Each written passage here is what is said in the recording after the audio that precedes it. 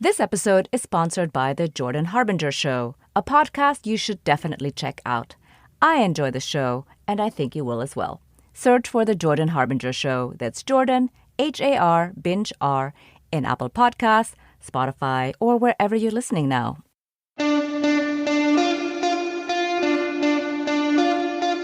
Welcome to Future Hindsight, a podcast that takes big ideas about civic life and democracy and turns them into action items for you and me. I'm Mila Atmos.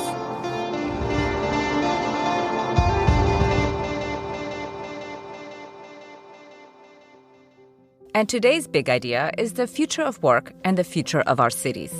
I'm speaking to you from a studio in Midtown Manhattan today, a part of the city that has been transformed by the pandemic.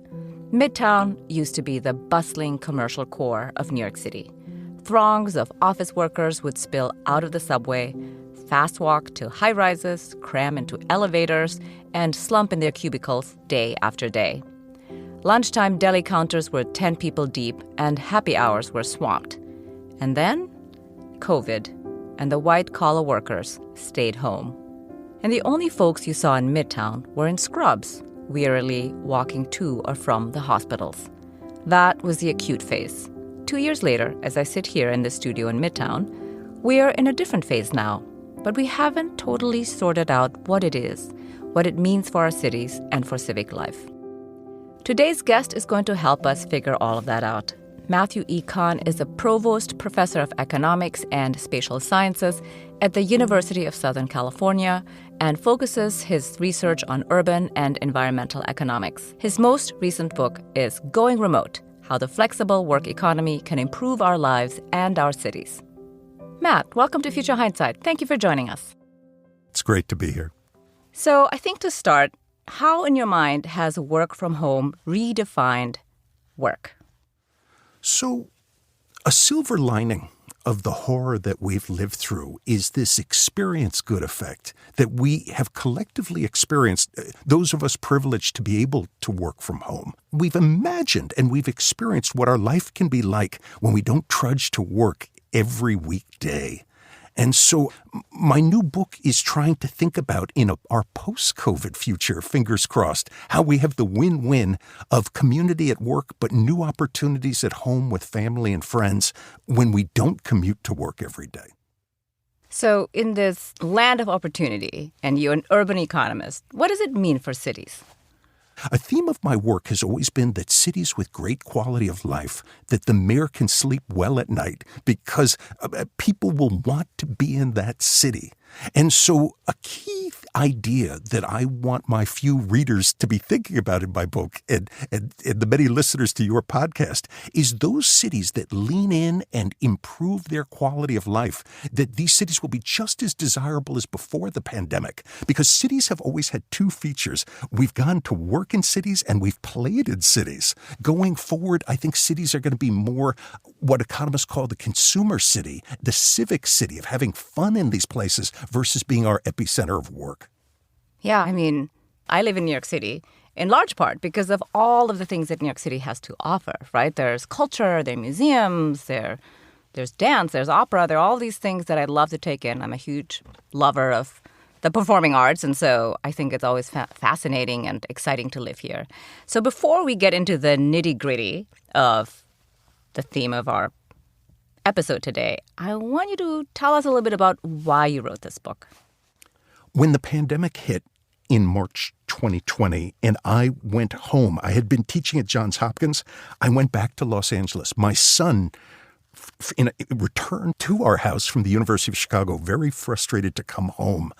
I am always thinking about silver linings. Mila, when I was a young professor at Columbia University, I wrote a paper on the silver lining to cities like Pittsburgh when they deindustrialized. My mother had said to me, Matthew, isn't it horrible that we're losing manufacturing jobs in the Rust Belt? And I wrote a paper on the silver lining of Rust Belt decline, of the cleaning of the air and water in cities like Cleveland and Pittsburgh. And so I started to think about, in the midst of the pandemic, what would be the silver lining of what had been unleashed, that we had to adapt and learn to work from home. And I started to think that, of course, the horrors of COVID are real, but of the long-run benefits to our nation going forward. And that was the beginnings of dreaming up my new book. So you said in the beginning of this conversation that remote work has a number of benefits, like increased productivity, let's say greater flexibility for parents and caregivers, that you can, in fact, do the work remotely. You don't have to trudge to work. But it does keep us away from one another. And people do bemoan the loss of, the water cooler moments. And I think that society at large, needs those moments, like, the everyday small conversations where we make a human connection, the physical public square, if you will. What, in your view, is the effect of remote work on civic life? So in the book, I talk about Robert Putnam's Bowling Alone. His work has greatly influenced my thinking, and I have had the chance to get to know him a little bit. We only have 24 hours of the day, and we were commuting too much in our recent past. And so, Mila, when we're not commuting as much, what do we do with that time? I think I'm going to be doing more chores. I've already been doing more chores. Am I more engaged in my residential community? Am I more engaged in my children's life? Where you're absolutely right is at the modern workplace, at a Google, at an Amazon, will the firm have less esprit de corps? Will people know each other less well? Will there be less serendipity? If I'm a manager at one of those firms and I anticipate that younger workers aren't being mentored, I will reward the middle-aged mentors who lean in to mentor the young. We will have casual Fridays at a bar to have more of this informal give and take between co-workers to build up the social capital, which we might have been taking for granted when we went in 5 days a week. So something I'd ask you to think about is if middle management is aware that there is an emerging social capital gap at work, they can take proactive steps to build this up. If we're going into work less, we can have quality over quantity of when we go to work to the mothership, of making the most of it. But I think we're going to build up social capital in our residential communities of people being more engaged. In the traditional economy, men went to work, and please put all these words in quotes. Will they now be more engaged in their residential community because they're going to be there more as they'll be working more days from home? That's a good question. I don't know if men will do that. But that, brings me to this next question, which is, the greater flexibility of remote work really offers a lot of opportunities for parents and caregivers. And I want to talk about women specifically and remote work. Do you see remote work offering an opportunity for greater equity for women? And if you do, how? And I want to make sure, I'm asking this question because, of course, our ability as women to participate equally in the workplace has had also profound implications for our place in civic life. Agreed. Claudia Golden of Harvard, her work on the gender gap has greatly interested me.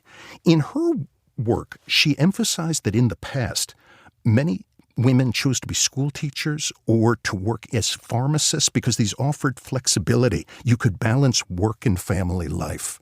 While those are fine occupations, it's limiting. It didn't offer the full gamut to many talented women with ambitions outside of those fields. A hypothesis in my book, which might be false, is that work from home will open up new possibilities for people of both genders staying home with kids. An example, if you only want to work 4 hours a day, because of commuting, that used to be impractical. But with work from home, almost like an Uber driver doing a small shift, you can stay involved with your firm and work part-time on your terms during key times when children are small. Mila, I would add to that if firms anticipate that workers are not going to opt out of the workforce and are going to stay involved with the firm, at least on a part-time basis, the firm will keep mentoring them. And so an idea in my book is, in the past, we were in a bad equilibrium that mentors at firms perhaps stopped mentoring young women, anticipating that they were going to leave. And because they stopped mentoring them, that actually accelerated their leaving. I optimistically posit, and I'd like to hear your reaction, that because of the rise of work from home, firms will continue to invest in mentoring young workers and won't make any assumptions about them opting out. And this will actually lower their propensity to opt out. And this will help to close the gender gap. In a diverse population, this can be true for some segment of women. Right. I think it's definitely true for a segment of women. I would say I briefly worked part-time. I used to work full-time on a trading desk, and those were crazy hours. I worked something like 12, 13 hours a day. And when I stopped doing that, I had a child, I worked part-time. And the part-time job was in many ways very rewarding, but in other ways, it was really not worth the cost benefit, meaning they were paying me so little and my responsibilities as a part-time worker. This is actually, I don't know how other women feel about this, but, as a person who's well-educated and who's had a real career, a full career on Wall Street, to do this job and, not to make it sound like it was a bad job, but it was the kind of thing where I thought, well, for this amount of money and this kind of responsibility, I'm getting so little reward in work, in, having the satisfaction of doing real work, that it wasn't worth it for me. I would rather be at home with my children. And so I don't know how other women feel about this, but I thought at the time, for me to be at work with young children, I would need a full career. I need to be on the track to become a partner, or otherwise, I'm not doing this.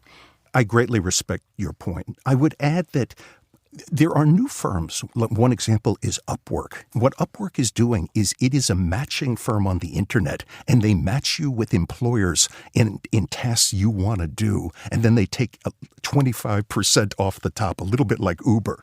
What this does is it allows you, if you have specific skills or passions, it allows for increased interesting opportunities on the internet. And so this would be a different path for people who want to work from home, who don't stick with their original firm. And so in some sense, work from home, work from anywhere is taking many different permutations to celebrate our diversity. I definitely see that. I mean, I think there are many opportunities in remote work, right? And so whatever your skill set is, you can hopefully find a way to make that work. But Upwork is also a little bit like gig work, meaning that it doesn't have the pay and it also doesn't have the prestige that often people do seek when they're working, So the proof that you're right is I put an ad on Upwork for myself as an economic consultant, and I put a very high salary, and the demand was zero. Okay, thank you for sharing that. Well, to stick with women a little bit, there's a question also of many feminized areas of work. For example, teaching and nursing, and you mentioned teaching before. And a lot of women do these jobs, right? But they cannot do them remotely very successfully. I mean, you can teach remotely, but I think that's really not that great if you're an elementary school teacher. It's not impossible, but my aunt is an elementary school teacher, and she said, it's really impossible. It's so hard. The students don't pay attention. They're too young, and a lot of teaching has to be done in community. I agree with you. And so a theme I discuss in the book is my editor turned to me and said, Matt, there's many interesting ideas in the book, but is this an elitist book such that because more educated people tend to work in industries and occupations that are work from home possible? And what I said and what I believe is with the rise of work from home, people are going to be more footloose. If Manhattan declines in quality of life, if Eric Adams doesn't succeed with his efforts to improve quality of life, work-from-home workers are going to split. They're going to move to a Poughkeepsie. They may move to a ski resort. Cities are going to have to raise their game to keep footloose workers. But many workers have skills. They're in construction. They work in the service economy, that they're not directly working in the work-from-home economy. If Matthew's a school teacher, and if enough work-from-home families move to a ski area, there's going to be new schools at that ski area. And if I'm a teacher who loves to ski, then there's a new opportunity for me. So Mila, you are absolutely right that this face-to-face service economy is going to continue. But in the past, you needed to be in San Francisco, Boston, New York. If the work-from-home workers start to spread out because of family responsibilities or passions for amenities, this will create new opportunities for face-to-face workers to go along with them, sort of like moons around a planet. It's sort of a gravitational pull, if I can make a bad analogy. Oh, it's a good analogy. But so let's turn to some of these, second-order effects of remote work. You mentioned that people can move to ski resorts, and so I'm thinking, in fact, about, let's say, Jackson Hole, where remote workers are actually distorting the housing market, and service sector workers are placed out, and some of them are sleeping in their cars because they can't find housing. Or in Nantucket, I heard 3 restaurants closed because they cannot find housing for their staff. So what's the free market approach to that? So this is a very, very important question. What my colleague Ed Glazer of Harvard has argued is there's been something elitist in America that in our most beautiful cities, in our most productive cities like San Francisco, New York, and Boston, and now Jackson Hole, NIMBYism means we're not building housing. And so, Mila, from my favorite subject, Econ 101, I want all of your listeners drawing supply curves and demand curves. If demand soars and it increases in an area where we don't build housing, you're right, prices are going to soar. And so a key issue to economists is how do we encourage local incumbents who live in places to welcome new blood to move to the area, to allow real estate builders to build? Las Vegas has allowed for development, and a more sophisticated city has emerged than what the mob was building in the 1950s. And so Joni Mitchell talked about we pave paradise and put up a parking lot. We need to balance our environmentalism with actually allowing new blood and allowing development to take place.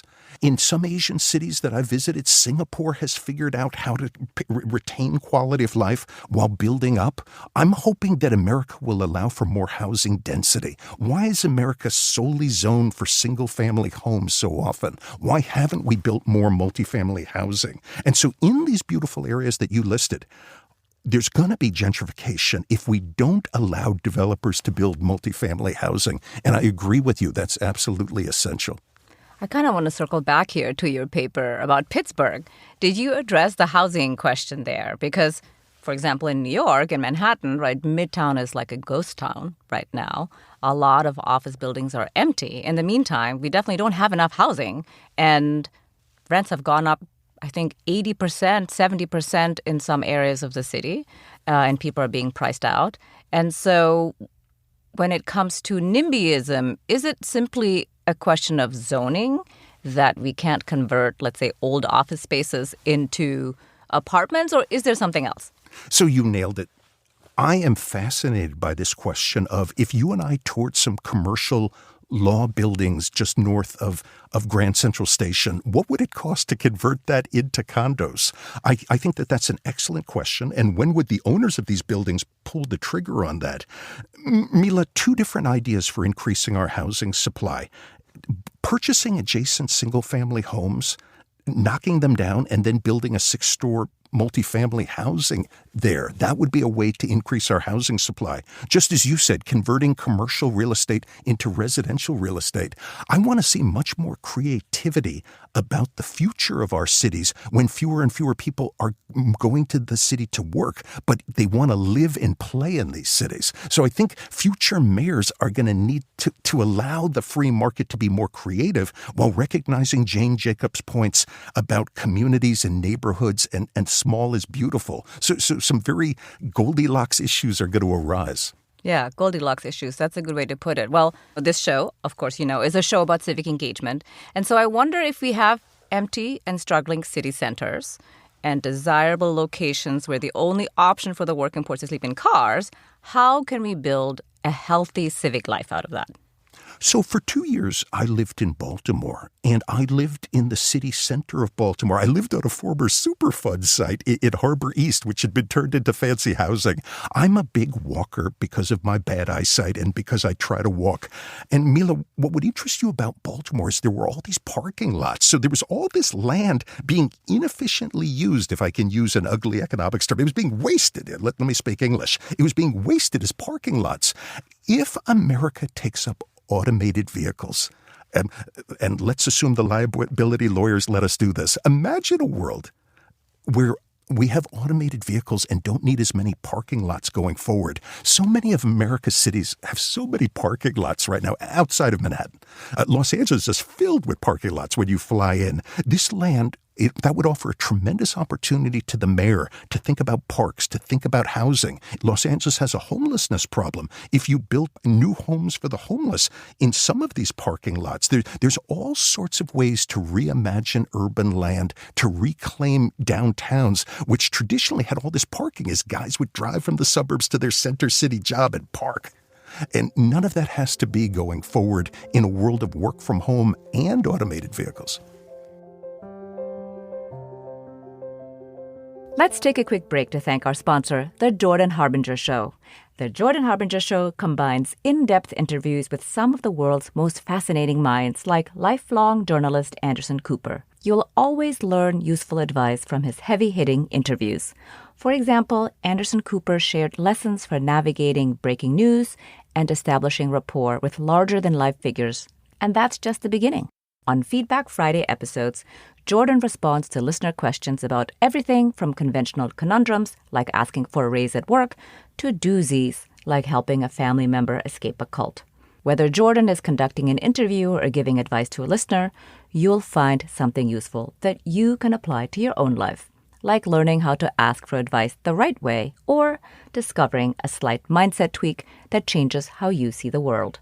Search for The Jordan Harbinger Show. That's Jordan, H-A-R-Binge-R, in Apple Podcasts, Spotify, or wherever you're listening now. And now, let's return to our conversation with Matt Kahn. Well, I have to say, I love your optimism. This is really great. I mean, you really are into city life and rebuilding city life. I want to ask you a political question. Isn't part of the issue beyond zoning also a density and urban population question about being underrepresented in our politics, and suburban and rural voters are overrepresented? This is a very important question. My book editor rejected the following title from my book. I originally wanted to call it Musical Chairs, where we've built up all this housing and all this commercial space in Manhattan. And what I wanted my readers to think about is over the life cycle. I used to be young. I'm now age 56. I'm getting older. At different stages in my life, where do I want to live? At certain stages, I was born in the suburbs because I was getting beat up in the New York public schools in the 1970s. I taught at Columbia University as a young man and loved living in the city center. My wife didn't think that we could raise children in the city center on our incomes, and thus I moved to Boston and we lived in a suburb there. And so throughout one's life, where do you want to be? Do you want to be in the middle of the action, or do you want to be somewhere quieter? On your point, what fascinates me about your point is the typical American lives in a metropolitan area and lives in the suburbs. Center cities, like New York and Baltimore, relatively few Americans live there. And we see there's very few Republican leaders in these cities. These are hotbeds of progressive thought, and it attracts people of a similar persuasion to live there. So Mila, a question. Are you a fan of birds of a feather flock together, or does America lose something in terms of diversity if the steak-making people live in a Houston suburb and if AOC's supporters live in a Brooklyn? Would we have stronger civic engagement if we were more diverse within our areas? We're very well sorted, is what I'm trying to say. Yeah, we are very well sorted. I don't know what the answer is to that question. I would think that, or at least this is what we say on the show, is that if we have more diversity within areas, within districts, then we will have more competitive races for our leadership. I agree. And also then, therefore, we are really competing on the ideas as opposed to the personalities. So, it'll be less of a popularity contest. So that's a very nice point. And to build on your point, because I didn't fully answer your question before, I appeared on a Midwest radio show, and one sophisticated caller said, Matt, in a world where we can live anywhere, red state, blue state are actually going to more thoroughly sort, that we're going to actually get a real, in the bad language of economics, separating equilibria, because just birds of a feather will really flock together. And so an unintended consequence of the rise of work from home is we won't have that local diversity that you're a champion of. Yeah, I think that's true. So one hope of mine, let's come back to my ski resorts, and I know that this is a little contrived. If both red state and blue state people both love to ski, then if we could now live and work at a ski resort, that would lead to political integration. And so you're remembering that I'm an eternal optimist. So if people choose where to live based on recreational preferences, does that create a possibility of diversity? If both Democrats and Republicans love opera, does that lead to integration of neighborhoods? Because you could now live in the best opera town even if there's no finance jobs there. Well, you could go to a red state ski resort or a blue state ski resort, but I think all the good ski resorts are in red states. So it's the kind of thing like in Utah or in, Montana or in Wyoming. But Colorado is a purple state. Have you heard this plan that there was going to be an artist colony in Cheyenne, Wyoming? Build like an artist colony of 50,000 people there. And then basically they would overwhelm Wyoming, meaning voters-wise, and would turn Wyoming from a red state to a blue state. And I thought, this is a fascinating plan. I don't know if it'll work. I don't think it has worked, or we would have heard about it. But all this to say, when I first heard about it, which is now a few years ago, and I'm remembering again, it really makes sense. Perhaps this will make us mix and have more competitive races and more representation across all views. You're right about that. In my own nerdy peer-reviewed work, we've found evidence that in high amenity places that didn't have many jobs in finance or tech and finance people are moving to these places because you can now have the win-win of those amenities and still keep your piece of the action on in a Silicon Valley or New York as you work from anywhere. But I love your point. I'm a fan of competition. And I love the idea of at the modern university, part of the free speech movement is an exchange of ideas. And I think the thesis you're advancing is, can we build more trust if we're physically closer to people and to hear their arguments and to exit our echo chamber? I don't really discuss this in my book. So this is a weakness of my book I argue that work from home will strengthen communities because it will address the Putnam social capital issue. I didn't spend enough time on whether we're face-to-face more with people who hold different views than us, and will we use work from home to shelter ourselves from these individuals? And I think that's a very powerful question to ask. Right. Yeah, I'm sure it goes both ways, right, depending on who you are.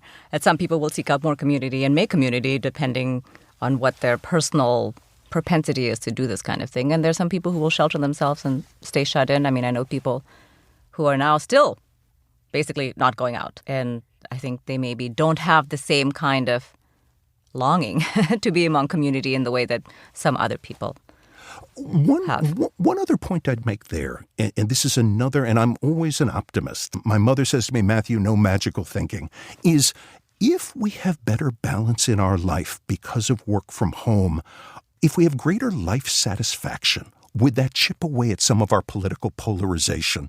I don't fully understand the causes of polarization in this country, but if I can say something new age, if we have more life satisfaction and if we're happier with where we are, our role in our community, engagement with our family and children, would there be less anger? And if there's less anger, would red state, blue state, Fox News, MSNBC battles, could the situation cool it a little? That's a very optimistic proposition, and I hope that it's possible. I hope it's possible. Well, I have a question that is about whether we should go all in or all out. I think it's pretty important at this point to mention that this is not necessarily a zero-sum thing, right? So most companies or organizations are not choosing one or the other. In fact, they're doing hybrid, meaning they're not all remote, they're not all in person. But what's your view? Should we go all or nothing or hybrid? Since I know that I don't know the answer, I have been talking to some companies about doing A/B testing here.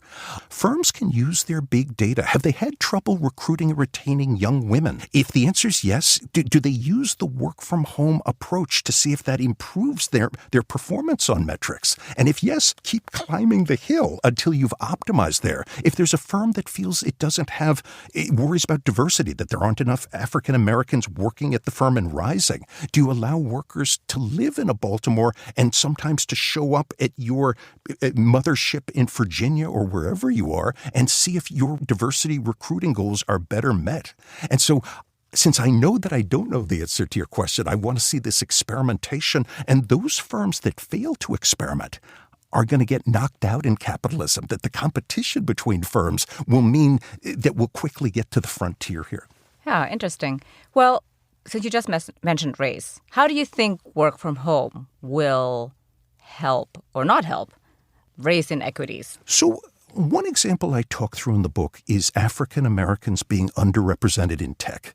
The tech companies have traditionally been in cities like Seattle, San Francisco, and Boston, where African Americans, on average, and we have to be very careful here, on average, don't live in these cities.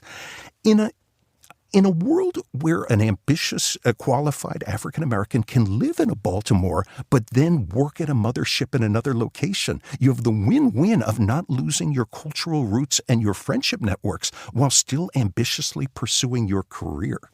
And so as usual, I'm going to make an optimistic point that Baltimore would gain. Baltimore's a city with few tech jobs, a proud city with a wonderful history and tradition, but the modern economy has not made a big investment there. If one could live in a Baltimore where housing is 75% cheaper than in Washington, D.C., and work in an Alexandria Amazon HQ2 headquarters, there's a nice synergy there. Now, an issue arises concerning mentoring. If I were one of these young African-American workers living in Baltimore, this better not be tokenism of Amazon saying, look at our numbers. The win-win here is for Amazon to engage in quality over quantity. You bring in the remote workers twice a month for intensive mentoring and to get to know everyone. And then as folks know each other through Zoom, you can stay connected. So you can work very well over Zoom with people you already know. But if you don't have these connections, then you could feel isolated, and it could feel like tokenism. And so the proof is in the pudding to make this work. Yeah.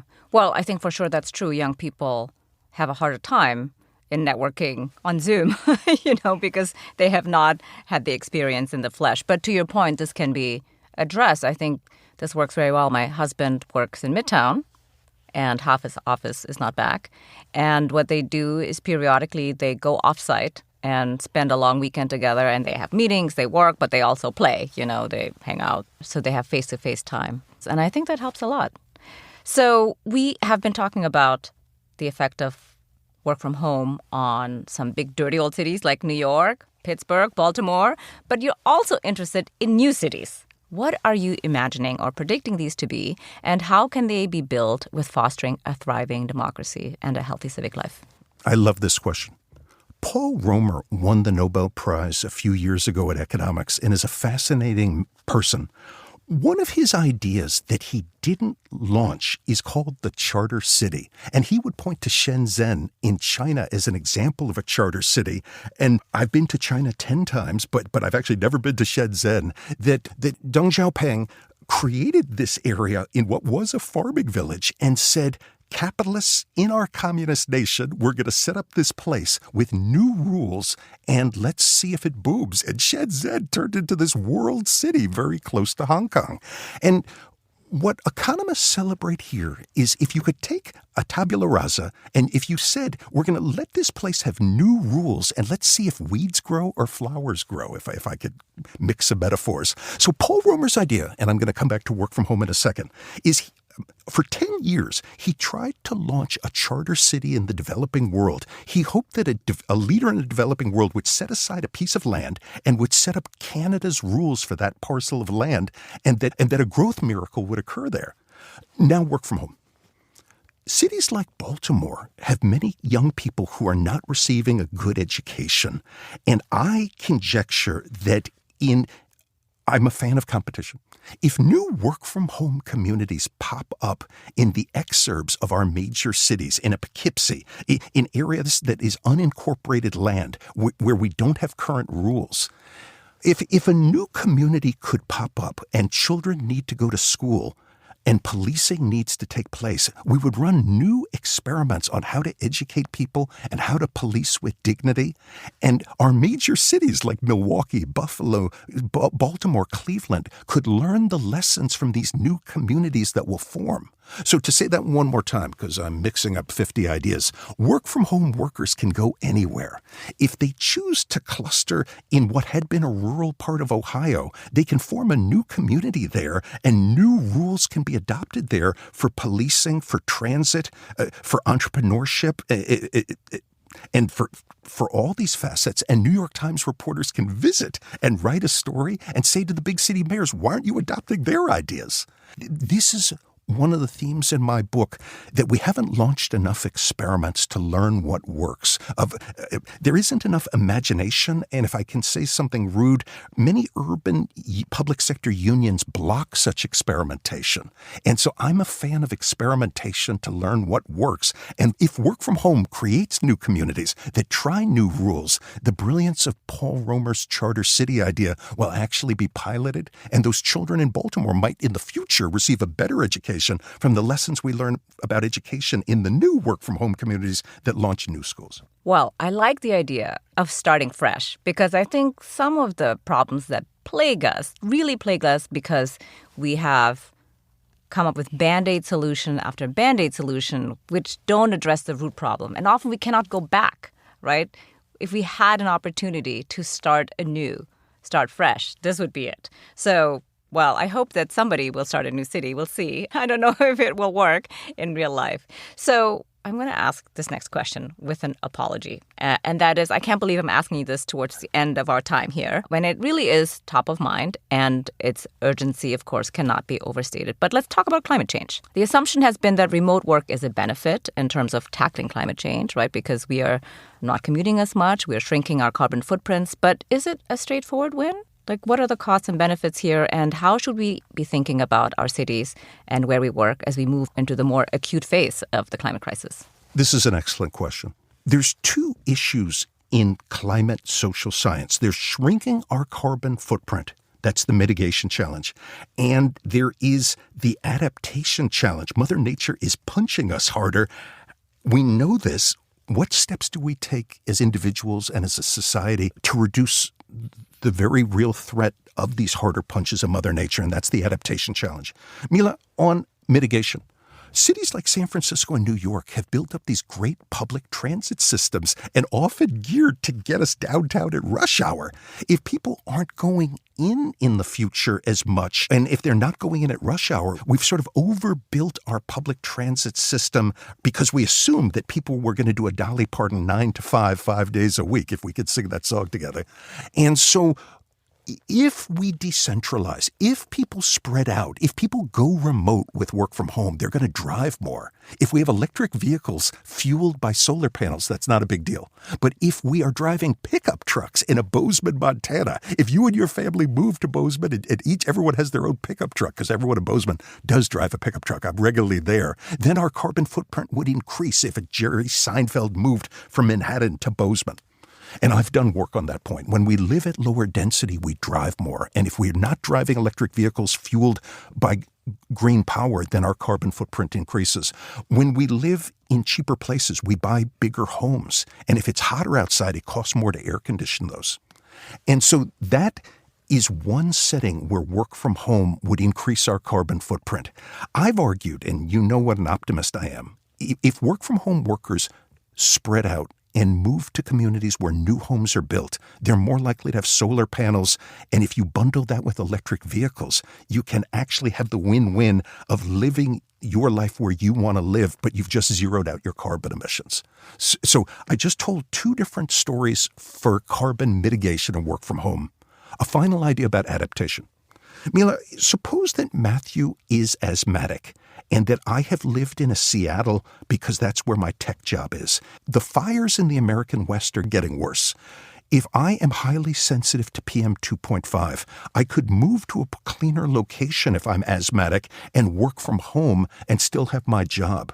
And so in my optimistic work about adapting to climate change, I've argued that we know ourselves, and if we have the ability to decouple where we live from where we work, people can move to a place that, if you're very risk averse, you're not going to want to live in Miami in an area that faces sea level rise, of seeking out your own niche. Before we were talking about moving to a great ski resort. Now we're talking about moving to the top of a mountain if you want to avoid sea level rise, or moving to a very clean, pristine place to avoid PM 2.5 exposure. So work from home, for those with the privilege to work from home, will have greater freedom to pick out a point on the map that's climate resilient for them.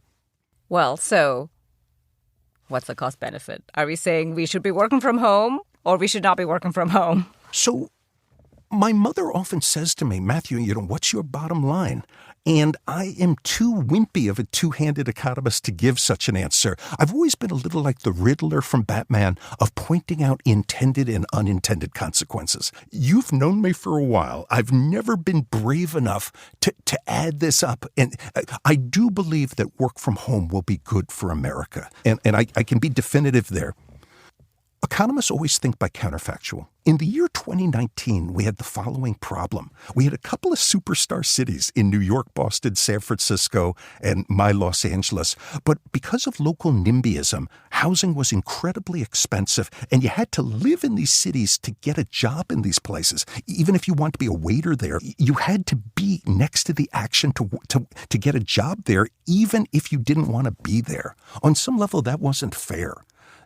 An unintended consequence of our COVID crisis is a new geography of economic opportunity where some people are going to spread out, and this is going to create opportunities for many different places on the map and to accommodate our diversity. And so I do think work from home is a net win. You're right. You've pointed out a number of key issues. What will happen to civic engagement?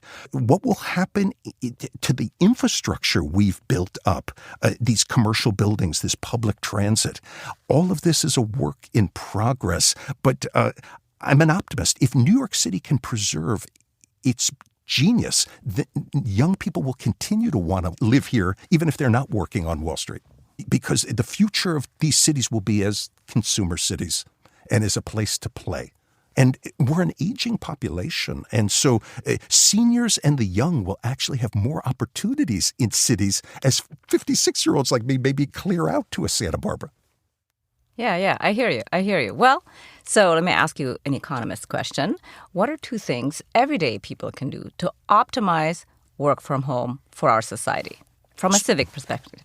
I'm a fan in the Biden administration's infrastructure bill, this access to infrastructure for everyone. When I was in Baltimore, this digital divide is a very serious issue. So I do support the civic engagement of access to a trusted, stable internet. That wouldn't be a great bumper sticker, but I believe in that one. I actually need a prompt there. So what is your thinking on that one? I'm actually having a full senior moment thinking of a second one. What's the second one? To make work from home work, I would say if you are not commuting, then one thing you should do is get engaged in your local community.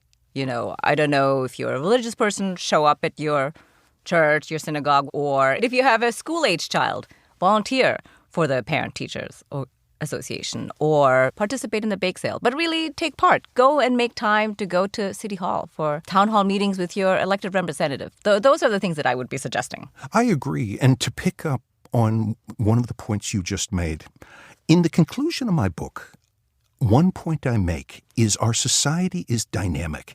If there's a family where neither of the parents are in industries and occupations where you can work from home, they will recognize that this is the future. What investments in school, in education, could their children enjoy such that they'll be eligible? And so a point I make is, will we see parents being more proactive in their children's education and in curricular reform and of nudging for better education in the public schools when there's this recognition of the opportunity that work from home workers have? I'm very concerned about expanding the access to work from home because I believe that work from home is terrific for those who are eligible. I've argued that there's spillover benefits for those through the local multiplier effect of working in service jobs, but we need, in a fair America where the American dream exists, if my parents were not work from home eligible, can I get a good enough education such that I can be eligible in the future? Because this can't be a 1% benefit. We can't live in that country. Oh, I agree. We cannot live in that country. It does need to be widely accessible, work from home. So here's my last question. Looking into the future, what makes you hopeful? So I discussed this with my son, and with my undergraduates at USC, I talked to them about the time machine. If you get to live for 85 years, I was born in 1966, and I would be willing to pay to be born in the year 2022. So the time machine gives a test of whether, if you're willing to pay to get into a time machine to be born in the future, you're an optimist about our future. And that's a bit of a tongue twister. despite the climate change challenge, despite the COVID challenge, despite the unusual circumstances in the rest of the world, the joy of being a college professor is there's always a new cohort of 18-year-olds. And now I'm kind of like a grandpa. When I was first professor, I was their age. I was professor like Doogie Howser. But now I'm like grandpa, like Fester from the Munsters. And with the young people, I see their optimism. And one can change the world through politics, and one can change the world through ideas. And I sense their optimism. I don't think that they're on psychedelics of what's the root of their optimism. They're cautiously optimistic that they can change the world. And I think for a cynical old economist, it's very good for me to interact with these young people. And of course, there's doom and gloom when they think we're about to vote on a carbon tax to build momentum to solve our collective action problems. But they want to live their lives, and they're excited for their future. And I sense that with my son, and that's the root of my optimism going forward. Hear, hear. I'm also optimistic because my son is very engaged, and well, both of my sons are, but especially my older one, he's definitely raring to go, and he is very invested in making sure that the climate will be habitable into the future. And so I think, to your point, a lot of young people are, and I think that's incredibly hopeful for all of us because they know what the stakes are. So thank you very much for being on Future Hindsight. It was really a pleasure to have you on the show today. Thank you. Matthew E. Kahn is a Provost Professor of Economics and Spatial Sciences at the University of Southern California and focuses his research on urban and environmental economics.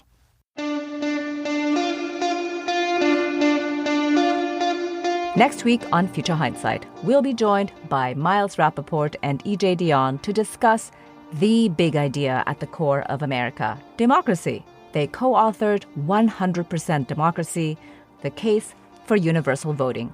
In a time when the erosion of democracy is real and undisputed, they argue that every adult American citizen should be made to vote. When our republic started, in most places, voting was confined to white men who owned property.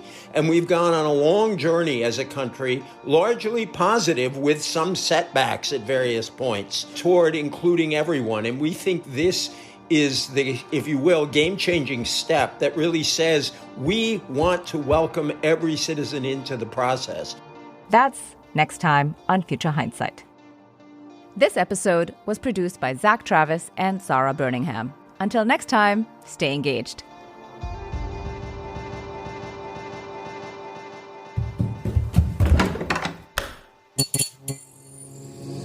This podcast is part of the Democracy Group.